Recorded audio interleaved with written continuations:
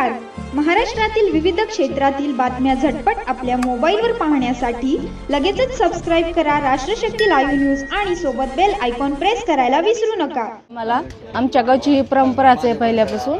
यावर्षी आमचे जावाई आनंद म्हणून शिने भेटलेत. आमचे हे जावाई युवाई असे आणतात, मेहुणे पकडून आणतात, असे धुरवट करण्याकरता आणतात त्यांना पकडून.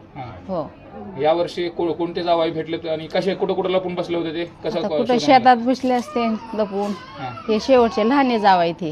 अच्छा, सुरुवातीला नाही म्हणले होते, मग आता काय नेमकं? आणले पकडून. आता मेहुणे काय करते ना, आता आणले पळून गेले होते तुम्ही? गेले होते, आणले परत आणले पकडून. आणि काल सर 5 वाजता घर सोडलं मी. 5 वाजता घर सोडल्यानंतर भोसले, अशोक भोसले हे पकडे असं म्हटले. त्यानंतर मी नाहीला जाणं गावात बसलो.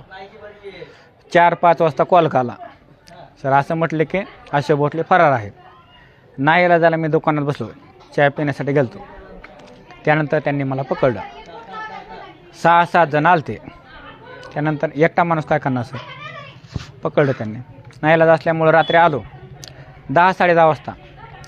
त्यांना मी लगवीनंतर आलो. अगर असं गुंगारा देऊन गेले? हां, गुंगारा देऊन सर आलो.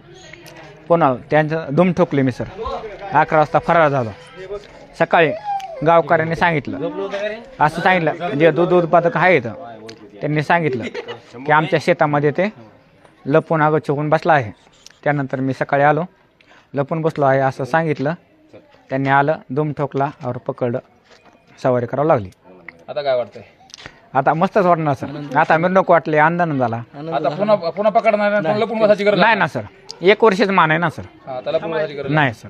किती वर्षापासून लपत होता तुम्ही? 4 ते 5 वर्ष झालं लपून बसायची. कुठं जायचं लपायला? आपण सर बहिणीकडे, अगर साडूकडे आपण हे 4 दिवस दुर्वड आले की निघूनच गेले? हा, निघून गेलो सर. आता सुटले? आता सुटलो सर. आता मान सन्मान मिळाला, याबद्दल पुढल्या वर्षी काय आनंद नाही, आपण साजरी करायला येऊ शकतो सर. नाव सांगा. संतोष नावना जाधव.